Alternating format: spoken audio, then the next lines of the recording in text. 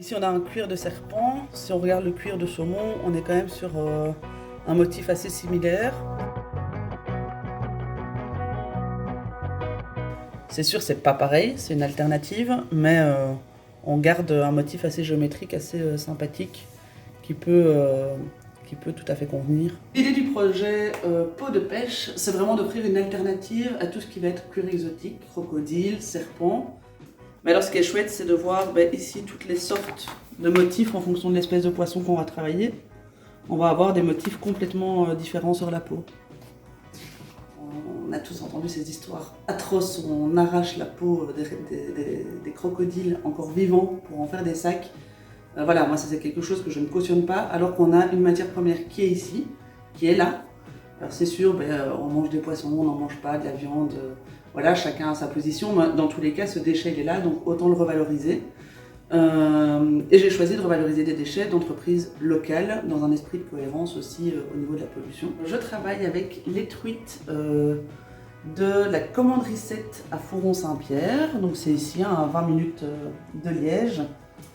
Et je travaille aussi avec l'artisan du saumon à Boire, donc même chose, un quart d'heure, 20 minutes de voiture de mon atelier. On est bien d'accord, le saumon n'est pas un poisson local, mais en tout cas, eux, ils ont énormément de déchets parce que c'est une boîte assez connue dans la région.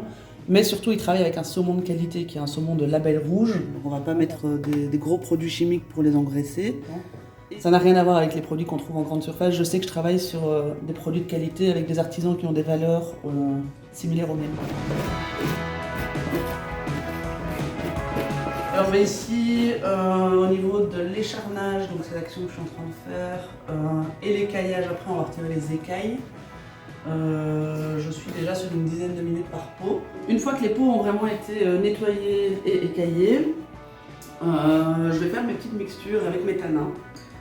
Et là on rentre vraiment dans la partie chimie. Donc en fait je vais diluer mes tanins et puis je vais les insérer dans les bacs. De sorte je les mets dans une nouvelle cuve de nourrissage avec des produits de nourrissage pour vraiment hydrater la peau. Donc elles sont mises à l'air ambiant pour sécher de façon naturelle, mais pas trop rapidement. Si je les mets ici, elles vont être avec le chauffage. Et on voit ici, j'ai ma petite planche me serre-joint.